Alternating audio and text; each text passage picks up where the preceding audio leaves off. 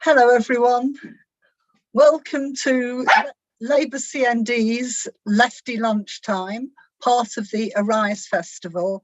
And first of all, a very big thanks to the Arise team for letting us take part in this. We're going to be talking about the impact of war on women in particular. We've got an all-woman panel to do that. We rather thought we'd do something a bit different. The Zoom has been an absolute boon during the COVID lockdown because it means we can all carry on with some of our life as usual, and us political activists can get on with meetings and rallies and all the rest of it. But it's also got a downside, and that is we tend to either be a passive audience at a rally or doing some political business with a small group of people. So we're going to try and do something a little bit different today, which is to take a step back from the immediate issues and talk about some of the overview. We've got Lindsay German, who is not only the Stop the War Convenor, I'm sure everyone knows Lindsay in that role, but she's also the author of a book on women and war, and she's going to be speaking first, and that's what she's going to be speaking about. We have Naomi Wimborne-Idrissi, who is a member, a very active and prominent member of Jewish Voice for Labour, and she's going to be talking about Hitler's Germany, women in World War II. And we have Jess Barnard, the chair of Young Labour, very well known as someone who has not always been on the right side of the Labour leadership, this Labour leadership, a big supporter of Jeremy, however, and is very much known as an activist on anti-war and peace issues. So I'm going to hand over now to Lindsay. Each of our speakers will talk for around 10 minutes, and then we're going to have some interaction between the panel and the audience. Lindsay, over to you. Thanks very much, Carol, and thanks for inviting me. It's really good to be on this panel with all of you, and particularly, as Carol has noted, it's an all-woman panel, which is a very nice thing to see, and it isn't something we always see. So that's good. Now, what I wanted to just do in the time that I have is explain a little bit about the issue of women and war and why it became something that I felt was very interesting and that also I wanted to write about. And I wrote a book, well, getting on for 10 years ago, where I interviewed a number of people involved in different wars, sometimes directly in the Second World War, and also people who campaigned against wars subsequently. And it made me think a lot about this issue of women and war. And I wanted to just spell out a few things, because if you think about the impact of war on women, it's always impacted. I mean, you think of you can go back to the Trojan War, the huge effects it had on women, the way in which particularly they were treated in a very brutal way, raped and so on. But that, of course, didn't stop with the Trojan War. It's still with us today. It's a common weapon of warfare. But of course, women have always suffered death, the need to move, loss of loved ones and so on. But I think when you look at the 20th century and now the 21st century as well, you see a very different picture. And I suppose I'll put it like this, that in the 20th century, we've seen more and more war becoming total war. In other words, it's not just confined to one small part of one country or maybe 2 or 3 countries. It's something which really has embraced the whole of the world in very, very direct ways. And of course, as that has become the case, it has become warfare has become something which isn't just between 2 armies or a set peace battle. It's become something which increasingly involves civilians.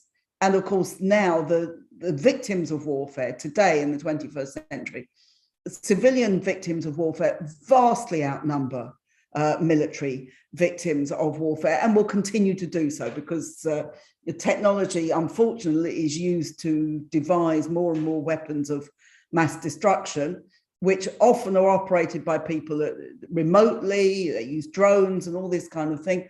And of course, the people who suffer are the people who live in the particular regions that are being attacked. So this has meant much greater involvement, direct involvement of women in war as victims in terms of refugees, as people who've been killed or injured, people who've been suffered sexual assault and all these different kind of things. But also it's had another effect, I think, which is that particularly during the First and Second World Wars, the whole nature of this total war actually began to transform women's lives in the sense that they became involved in working in munitions factories or as nurses or as sometimes directly in the military. And this was a different pattern for them. And that, of course, meant they had very direct experience of war in the way that hadn't been the case for most of the time. And of course, if you look at the last century, Eric Hobsbawm, the great historian who wrote his Age of Extremes, he talks about the short 20th century, which he dated as from 1914, the beginning of the First World War, to 1991 with the collapse of the Soviet Union. He estimates that 187 million people died as a result of wars in those times. I think it's generally estimated, and this is killed directly in war or including things like the mass killing of civilians and the concentration camps and all these kind of things. I think 60 million alone in the Second World War. I think it's fair to say that any future world war will have even more devastating consequences in all sorts of ways. And I think that one of the effects of this has been that while women have become more involved directly in war, both as participants and as people who contributed towards war efforts and defense and all this kind of thing, there's also become a great deal more awareness of how deadly war is. And one of the people I interviewed described the present widespread opposition to war which exists in public opinion in Britain and many other parts of the world. And she said that actually it's the women's view of war has now become society's view of war. In other words, that it is wrong, that it shouldn't be happening. And I think the turning point of that was very much the bombing of Hiroshima and Nagasaki at the end of the Second World War, because people saw that this is an end of this dreadful war, but how does it end? It ends with even more weapons of destruction that previously had been unimagined, and with huge numbers of deaths in Japan. So if you look at that pattern since then, if you look at the 1950s, you have the growth of CND, lots of women always involved in CND, perhaps counterintuitively if you compare it to sort of mainstream politics at the time, in Parliament and so on. And of course, we had movements against the Vietnam War. We've had all sorts of the resurgence of CND again in the 80s when we had cruise missiles and the Green and Common Camp and all those sorts of things.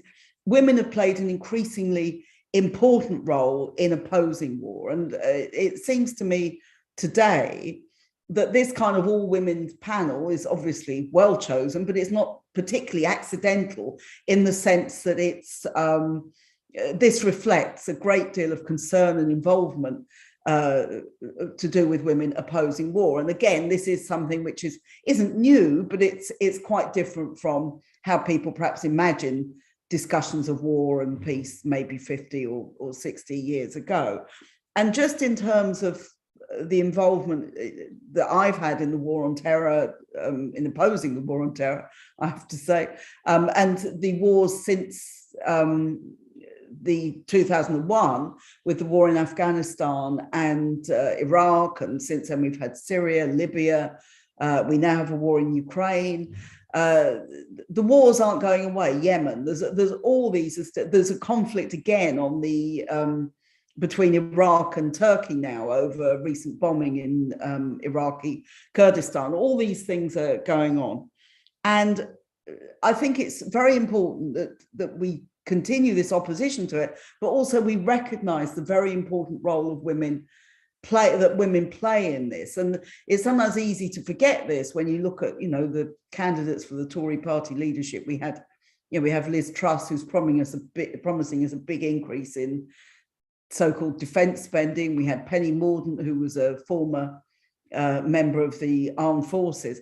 But actually, this isn't the common view of women. And I particularly feel that over the last 20 or so years, we've had the development of very big movements of men and women, but women playing a very prominent role. I'd like to just highlight there the role of Muslim women, who are very much identified as sort of passive and unable to kind of take political action independently. That's been exactly the opposite experience to, I think, the one that we had in the anti-war movement, when they played an incredibly prominent, important, active role. And I would say the reason there are now Muslim women MPs and that there are now women playing more prominent role, Muslim women playing a prominent role, I think it has a lot to do with the way in which those stereotypes were broken as part of the campaigning over the Iraq War. We had school students, again, many women who played a key role in this. We've had trade unionist women who played a very key role. So I think all of these are things that we look at it, that this is now part of the fabric of politics in this country. And just to conclude, because I guess I've coming up to my time now, Carol, but just to conclude on this, I think this stands in great contrast to the way in which mainstream politics regards these questions, where there's pretty much most of the time, there's a very high level of sort of political consensus over wars and the idea you have to get behind wars. And I think that women staying active in political organizations, in organizations that campaign against wars, in doing all those sorts of things, is vitally important to put across this message that there is not, that nothing good is going to come out of these wars. These are wars which are fought by the rich and powerful, who want to protect their interests, and they allow the poor to suffer as a result of them. So I think by talking about women and war and nuclear weapons, we're talking about a different narrative, and one that it's very, very important for us to put across. So I'll end it there and look forward to hearing the discussion. Thanks, Carol.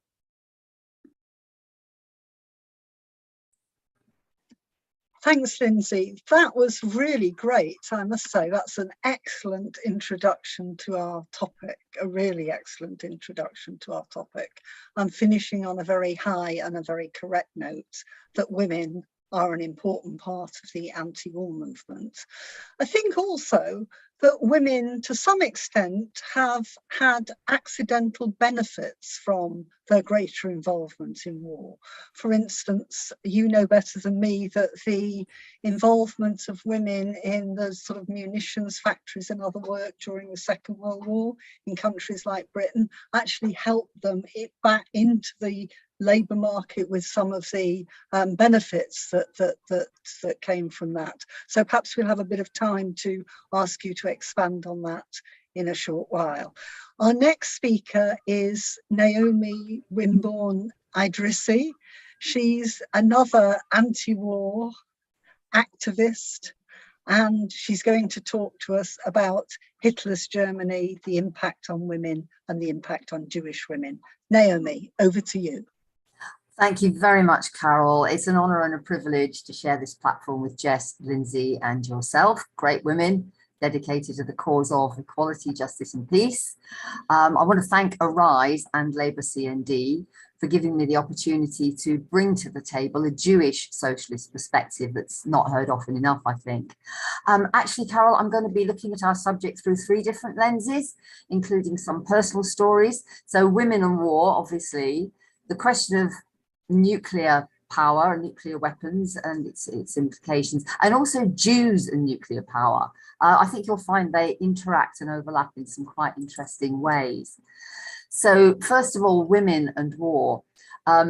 Throughout history, and tragically to this very day, as Lindsay said, women and girls have suffered terribly as victims of horrific crimes in wartime. But they have also been heroic fighters and passionate anti-war campaigners.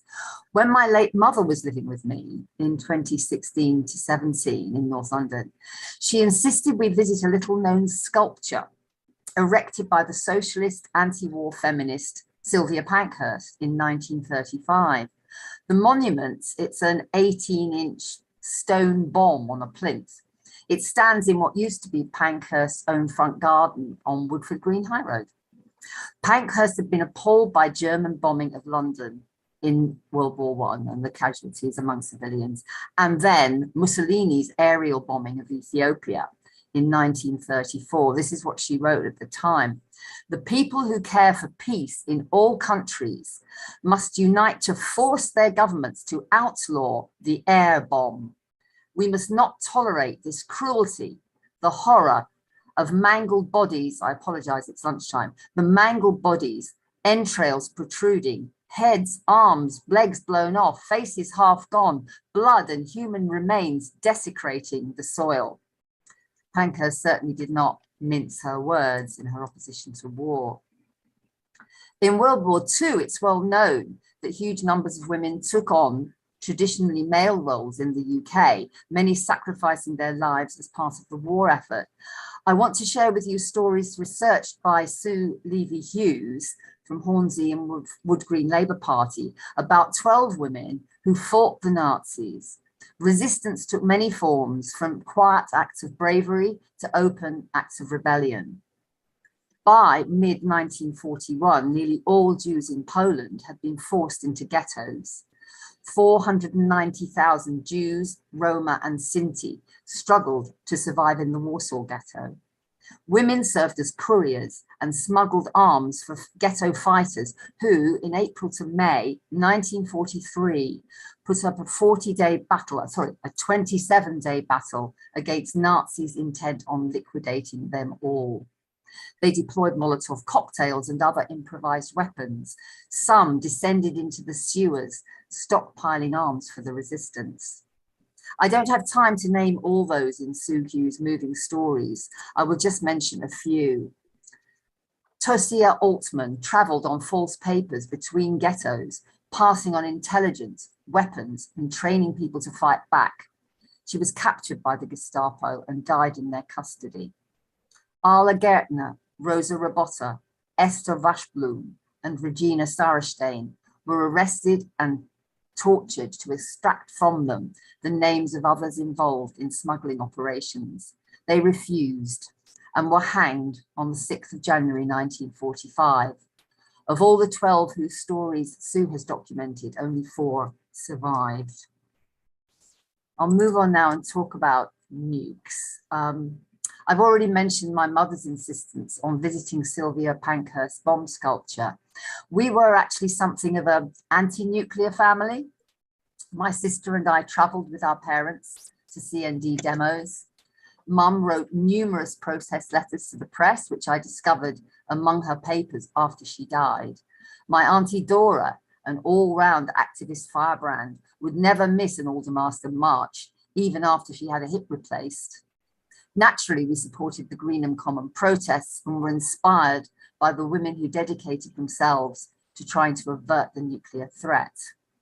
My father was a medical doctor and a signatory to a group called International Physicians for the Prevention of Nuclear War, IPPNW, based in Boston, Massachusetts. As Reuters chief correspondent in Amsterdam in 1983, I covered this organization's 3rd Congress, taking place in the city in June that year. It was the brainchild of 2 leading cardiologists, Professor Bernard Lown of the Harvard School of Public Health and the Director General of the Soviet Union's National Cardiology Research Center, Yevgeny Chasov. It brought together doctors around the world trying to alert the world to the final epidemic, as they called it, a nuclear war could trigger. Opponents accused it of spreading horror stories to frighten the ill-informed, but the group was awarded the Nobel Prize for Peace in 1985, and it continues active to this day. You may have been one of the more than 1 million people who signed a global petition submitted to the UN last month, rejecting war and nuclear weapons. It said, "The invasion of Ukraine has created a humanitarian disaster for its people. The entire world is facing the greatest threat in history. a large-scale nuclear war capable of destroying our civilization and causing vast ecological damage around the earth. It called for an immediate ceasefire and withdrawal of all Russian military forces, adding, "We call on Russia and NATO to explicitly renounce any use of nuclear weapons in this conflict, and we call on all countries to support the treaty on the prohibition of nuclear weapons to ensure that we never again face a similar moment of danger." If people are interested, I've got a link to that which we could share with people. I'm sorry, I'm departing a little bit from the women, but it kind of, for me, it's all part of the same struggle and the same argument. So I hope people will find this useful and interesting. My third lens, Jews and nukes. From within the Jewish tradition have come many powerful voices strongly opposing nuclear weapons, as well as some who actually helped to create them. Jews fleeing the Holocaust included many top physicists who was recruited into America's Manhattan Project to build the first atomic bomb. Albert Einstein had a peripheral role in the project's creation, but has since been widely quoted saying these memorable and chilling words: "I know not with what weapons World War III will be fought, but World War IV will be fought with sticks and stones." There's an interesting gentleman who you've probably heard of, the former United States military analyst, Daniel Ellsberg. I'm sorry, I don't have any women in this section. I'm feeling quite guilty about that, but I think the stuff is very interesting. Analyst Daniel Ellsberg precipitated a national political controversy in the States in 1971 when he released the Pentagon Papers, a top secret Pentagon study of the US government decision-making in relation to the Vietnam War. He wrote in his 2017 book, The Doomsday Machine, Confessions of a Nuclear War Planner, that he had seen a descent into the deep heart of darkness, comparable to what happened when German bureaucrats decided to use the most advanced technology available to exterminate Jews. A twilight world governed by disciplined, meticulous, and energetically mindless groupthink, aimed at wiping out half the people living on nearly 1/3 of the Earth's surface. Virtually any threat of first use of a nuclear weapon is a terrorist threat, Ellsberg wrote. Any nation making such threats is a terrorist nation. That means the United States and all its allies, including Israel, along with Russia, Pakistan, and North Korea, not US allies, obviously. Mordecai Vanunu was a technician at Israel's nuclear reactor in Dimona, who turned whistleblower, telling the Sunday Times in 1986 about his country's secret nuclear weapons.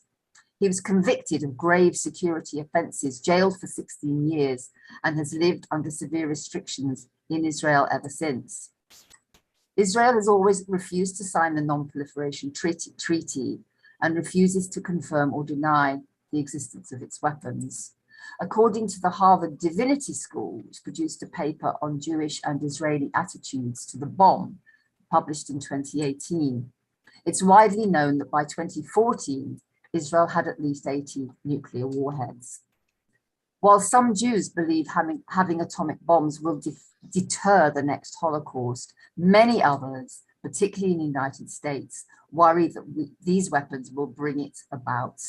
For them, and I include myself among their number, never again means advocating for complete nuclear disarmament. To conclude, nearly finished, Carl. Realization is dawning among swathes of the world's population that humanity faces existential threats on several fronts. Destruction of the planet through pollution, global warming, corporate pillage, and environmental devastation. Mass poverty, hunger, homelessness, and hopelessness. Displacement of populations on an unprecedented scale. An accelerating rise in xenophobia and bigotry of all kinds, attacks on hard-won rights and liberties. And on top of this, an international political order, as Lindsay alluded to, in which the most powerful players are willing to contemplate consigning us all to a nuclear apocalypse. This is graphically illustrated by Putin's invasion of Ukraine and its grisly ongoing outcome. The UK political establishment, including the Labour leadership, is tied increasingly to a web of aggressive US-led expansionist alliances. I think Jess will probably talk more about this. We're seeing plans for US nuclear weapons to be stationed at RAF Lakenheath, 100 kilometres north of London, while an emergency motion passed at last September's Labour Party conference opposing Washington's security pact with Australia and Britain, known as AUKUS, is being ignored by the current party leadership. Given this scenario, I'm grateful for the inspiration that is my heritage from generations of courageous women, Jewish and otherwise, from those Jews who've been among the most determined advocates for peace, and also from the wider socialist tradition that Jeremy Corbyn represents. My goal in standing for Labour's NEC, along with Jess, is to work in the heart of the party as part of a team with other candidates on the Grassroots 5 slate for a nuclear-free world, for security and peace for the whole of humanity. Thanks for listening.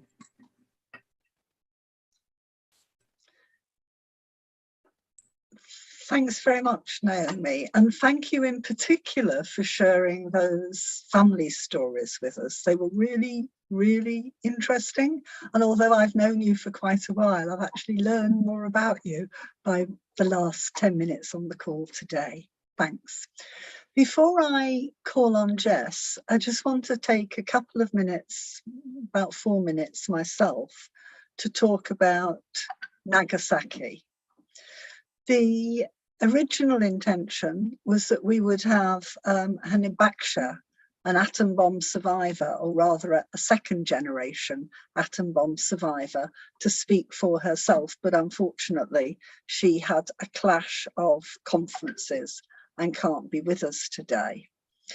I'm not going to talk about the impact of the bomb dropping on women or anyone else. I'm sure most of our audience are very familiar with that. But I do want to say just one thing, and that is that the health impacts and the psychological and trauma impacts survive even to today. And there are third generation Hibakusha organisations that are campaigning on that and drawing the world's attention to it. Okay, so I wanted to just say a few personal words about Hiroshima and Nagasaki, and to talk about the impact that it has on me. I've always been struck by the power of fiction when it comes to elaborating the consequences of war. It's dominated, war fiction is dominated by men and veterans, of course, and there are some absolutely wonderful writings, All Quiet on the Western Front, Good Soldiers Fight, Catch-22 and so forth. And there aren't that many women up there with those names. Perhaps Pat Barker's Regeneration trilogy is one of those, or in a different way, Alexandra Kollontais' Love of Worker Bees, which is about the aftermath of the Russian Revolution, or Bessie Head from a completely different perspective, the impact of South African apartheid on rural communities in Botswana.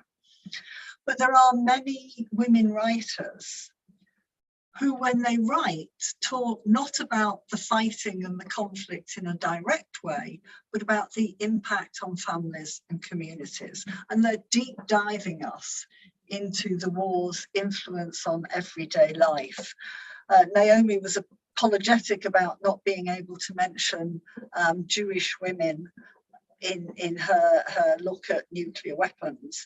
I want to mention an Israeli writer. I think she's a Jew, but I'm not entirely certain. And her name is Judy Labelle, and she's a fiction writer. And a year or so back, she wrote something which I think is very important. It makes us all think of Palestine and the way in which the women of Palestine have responded to the ongoing conflict, and also the way in which some Jewish women have responded to that. And Judy said, "Every time I enter a public place in Israel, A security guard asks me if I'm armed. Yes, I say, I've a pen. I live in a war zone and I write about the consequences of war. And I think that rather well sums up the way in which women approach war. So I just want to read you two paragraphs from a woman writer, a Londoner who's of Pakistani origin, who wrote one of my very favourite novels, and that's Camilla Shamsi, and the novel is Burnt Shadows. Before I do, I want to just screen share for a moment and show you a quote of hers, which appears on one of the CND sites.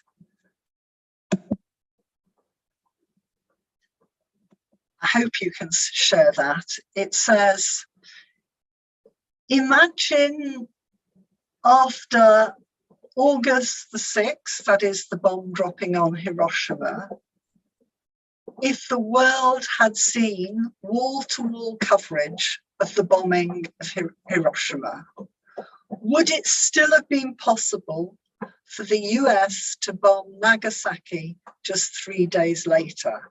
And I think that's, I find that quite profound, and I think that's an important thing to reflect on. So just a couple of paragraphs from Burnt Shadows, which is a family saga through several generations. So this is it. Hiroko Tanaka, 21, is preparing for her wedding with Conrad Weiss on the morning in which the Americans bombed Nagasaki. Here it is. I'm not the best reader, but the words themselves are very powerful. Hiroko steps out onto the veranda, her body from neck down a silk column, white with 3 black cranes swooping across her back. She looks towards the mountains, and everything is more beautiful to her than it was early this morning. Nagasaki is more beautiful to her than ever before. She turns her head and sees the spires of Urakami Cathedral, which Conrad is looking up at when he notices a gap opening between the clouds. Sunlight streams through, pushing the clouds even farther apart. Hiroko. And then the world goes white. The light is physical. It throws Hiroko forward, sprawling. Dust enters her mouth, her nose as she hits the ground, and it burns. Her first response is a fear that the fall has torn her mother's silk kimono. She raises herself off the ground, looks down. There is dirt on the kimono, but no tar, yet something's wrong. She stands up, the air is suddenly hot, and she can feel it on her skin. She can feel it on her back. She glides her hand over her shoulder, touches the flesh where the silk should be, moves her hand further down her back, touches what is neither flesh nor silk, but both. She wonders if this has something to do with the burning she felt as she fell. Now there's no feeling. She taps the place that is neither flesh nor silk. There's no feeling at all.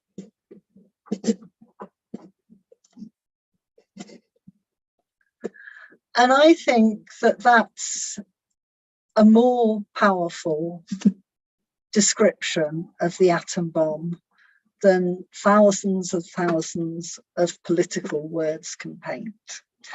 I want to turn last, but by no means least, to Jess Barnard, who I hope is going to talk about the issues of today, who is going to add to what is already an interesting and informative discussion by 2 panelists, to add that which represents the thoughts of young women in 2022. So thank you, Jess, for joining us. Over to you. Thank you, Carol. Thank you for those amazing words, and to the other panelists for your contributions. And thank you for having me and organising this event. I can't claim to speak for all young people, but I'll do my best to capture some of their thoughts and some reflections, I guess, on the last few years, especially. But I guess first and foremost, I want to kind of contextualize, the current situation as young people see it, and that is, recognizing that from, as the British Empire to more recent Britain's involvement in the bombardment of Yemen with domestically produced bombs in Britain. It's recognizing the consistent destructive international force and role that Britain has played, and how it has benefited as an imperialist order. And I think that young people are really coming to terms and on a journey of recognizing the history of Britain. But then again, the current role of this Tory government, who have continued to ally with regimes that flout international law and persistently carry out human rights abuses, particularly the Kingdom of Saudi Arabia. We know Boris Johnson was visiting them a couple of months ago, and swapping oil dependency from one very brutal state to another. And so I guess at this time, I have been very proud to be the chair of Young Labour. I've been really honoured to be able to fulfil that role at a moment when young people really need a voice to speak out on these issues. And I believe Young Labour has done a huge amount of work to take up the mantle of peace, not just within Labour Party politics, but within society at a time when we know it's so desperately needed. And we've been really, really clear, despite a huge amount of opposition, that we are firmly committed anti-imperialists, and we are proud to stand and have stood in solidarity with international causes, and whether that be, against the unjust arrest and prosecution of Lula in Brazil, whether that be with the people of Palestine, whether that be with the people of Yemen, and many, many more as they struggle for their rights and freedoms. And I think we understand that international solidarity and nuclear disarmament, within Britain itself, have to go hand in hand.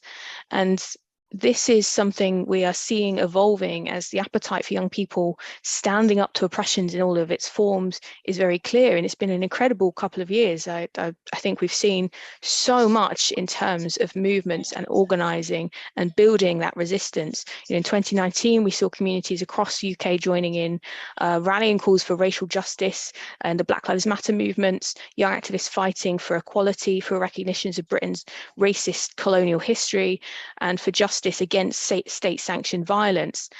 We've seen hundreds of thousands of people across the UK, an enormous march in London, marching in solidarity with Palestine, which was an overwhelmingly young audience who were mobilizing for the first time against apartheid in solidarity with Palestinians. And I think that was an incredible moment. And then also, as young as really young school children, walking out of school, demanding a fight for their future in Fridays for Future and the school strikes movement. It's incredible to see young people taking action for climate justice and recognizing within their speeches and within their movements the importance of solidarity and organizing with the global South and amplifying their voices and causes. And then, of course, we're also witnessing LGBTQ plus communities fighting for that intersectional justice against police violence on an international scale. And I was really thrilled to see at the Lakenheath RAF demonstration the other month, the organisers of Trans Pride Norwich, the first ever one, attended that. It was really brilliant to see those kind of movements coming together. And I think acknowledging the history of nuclear weapons and their impact on Indigenous people and the continued impact on the lives of citizens around the world, we all recognise across a lot of these movements, and this is growing, this opposition is growing, that there is no continued justification for us to have them. And just, not to make this too much about Labour, because it's a tricky climate, but it is true that the majority of Labour voters, not just Labour members, but Labour voters, support a total global nuclear ban. And it's so important that Labour acknowledges that and puts forward the case and listens to the people. And why is it that people want peace, not a return to war? And I think it is because we talk, when we talk about the realities of war, and as we've heard from the contributions today, the horrors of war and of nuclear weapons, you see laid bare the devastating impact it has and the mass murder of civilians and how that can never ever be justified. And people stand in solidarity with other working people, and I think that that's so important. So we have the overwhelming support of Labour voters and many of the public with us, but it seems that there is total lack of political will or ambition or understanding by countries' leaders that this is why the peace movement is so important, and will continue to be so important over the years. And we need to combat this awful idea that views this as like a transactional relationship, that there is no alternative but to have an economy that is based around war. I saw firsthand a really awful hustings I took part in 2019, where the Tory candidate was asked about his support for nuclear weapons, and he outright defended it and said, well, economically it's beneficial to us, and we need these people in jobs. And this is at a sixth form hustings, and young people were outraged at this response, because we should not be trading lives for economic growth. And I think that's just a disgusting reality of where the Tory party is on this. And young people don't want to live in a world of war and conflict. We want to live in a world of peace. And the reality that our political actors need to reconcile with is that arms dealers and global powers will never provide us with a path to peace. And young people aren't going to fall for that narrative. And so we have seen that we've built, we're building this vibrant, diverse and invigorated peace movement, and it is really needed now more than ever. And so I wanted to talk a little bit about the movement happening in Lakenheath, if that's okay, Carol, very quickly. I know we're running out of time. But viewers may be aware that there's the return of US nukes to not British nukes either, US nukes to RAF Lakenheath, which is in Suffolk in East Anglia, where I've lived most of my life. And I think recognizing, to begin with, when we previously had US nukes based at Lakenheath, there were multiple near-miss nuclear accidents, which would have completely devastated the entirety of East Anglia. And we've seen since then, it's been revealed, British governments worked their hardest to keep under wraps to minimize reputational damage as a priority, rather than to consider the health, the well-being, the survival of the people they claim to represent. And so I think RAF Lakenheath also marks another stage in Britain continuing and quite significantly surrendering its military sovereignty to America. And that's not a new thing. That's been the state of affairs for a very long time. But we are seeing a situation where, UK nuclear military programs are being announced by the Pentagon rather than the UK governments. And if we want to claim, as these Tory candidates are claiming to, of living in this vibrant democracy, why is it that war-hungry bureaucrats in Washington can impose weapons of war and destruction and devastation on the doorsteps of Suffolk? Where people raise their children, where they go to school, where they work, where they have their family homes. How is it that we are surrendering their safety to bureaucrats who have no interest and no accountability to these people? And so we absolutely have to, with every ounce of energy we can muster, we have to organize against this and fight back. And so please, if you can, come along, support those demonstrations, get involved in the fight back. And then finally, I wanted just to touch on, the situation we're kind of seeing with Rishi Sunak's announcement that, he claimed this week that China is the #1 threat to people in this country. And let's just put that into perspective, right? So we know currently with inflation rising, predicted to rise to around 12% at the end of the year, government is throwing billions and billions already on military spending. We're hearing all the candidates saying that they want to increase that level of spending. we know that there are millions of people now being pushed into poverty who are not going to be getting pay rises, will be taking real terms pay cuts, 4 million at least children living in poverty in our communities.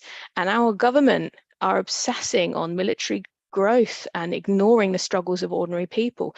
And what I would say to them is that, you know, you might feel quite comfortable. Our ruling parties, people who you know, have a huge amount of wealth and power and are very far removed from the threats of war and of terror and of arms and weapons and destruction. You might feel quite comfortable from the luxury of your offices or your mansions or wherever you may be. The people that will suffer from war and from these weapons are the working class. It's not the CEO of arms companies who will be sent to give their life for the country. It's workers who will be forced to leave their families, risk their lives, and you know, lose their lives. So what I would say to Rishi is just how out of touch you are, how little you understand of people's struggles. The real threat to people in this country is poverty, is this damaging Tory government, is austerity, is axing public services, which we know have disproportionately impacted women and people of colour in the UK.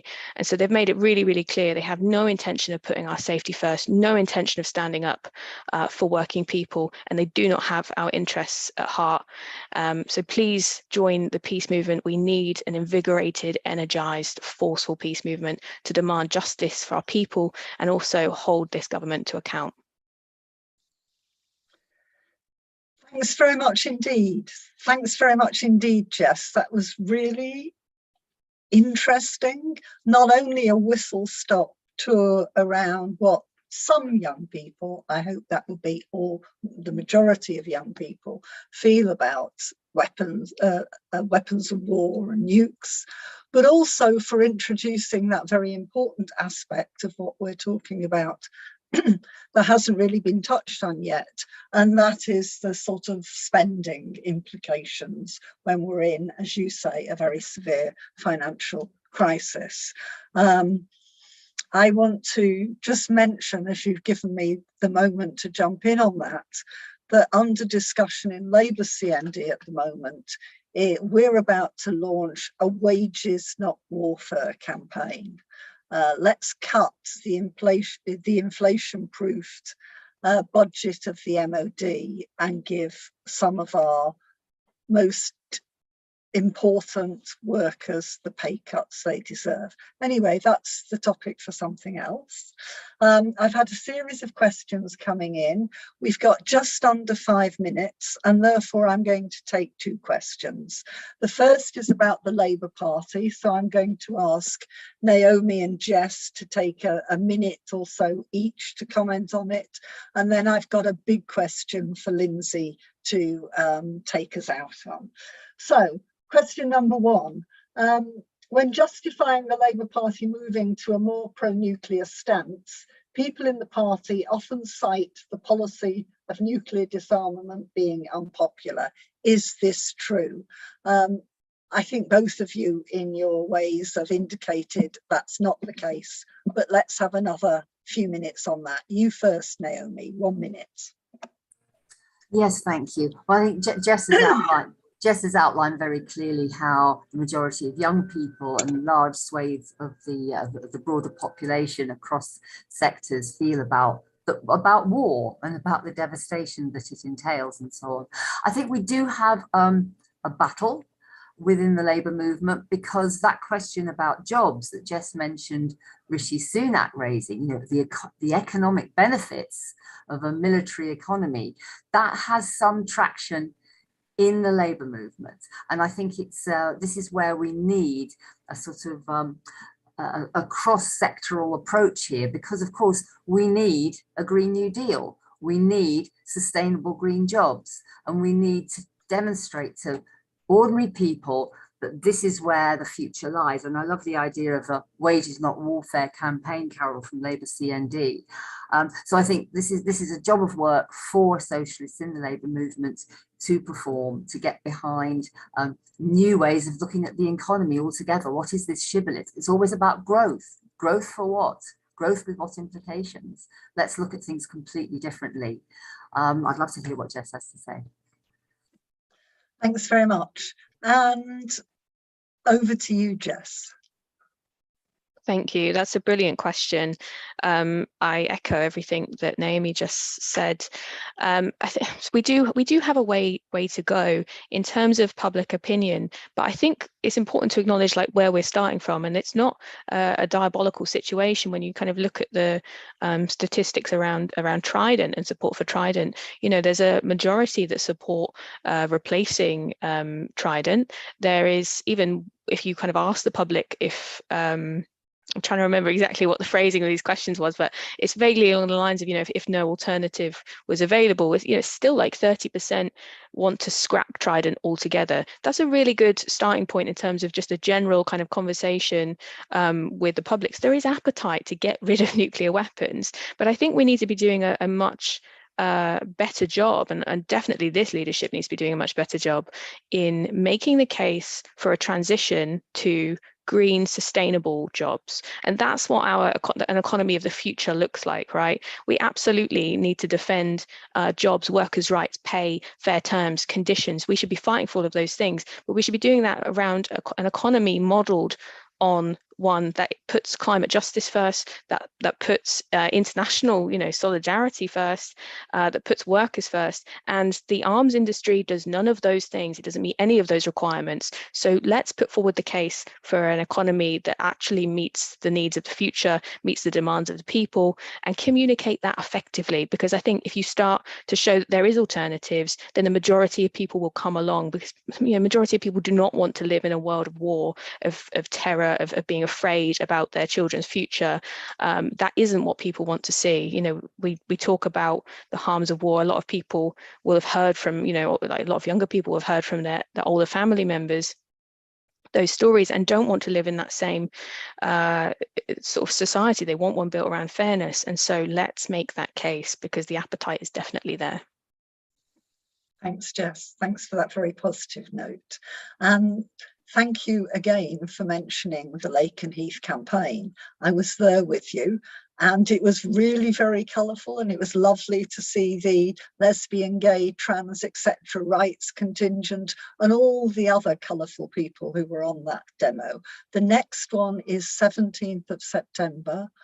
I ask our audience to put it in their diary and watch the CND website for more information, and we hope we'll see you there. Before I hand over to Lindsay, I just want to say thank you very much to Naomi and Jess for attending today. They're both really busy campaigning for election to the Labour Party National Executive Committee.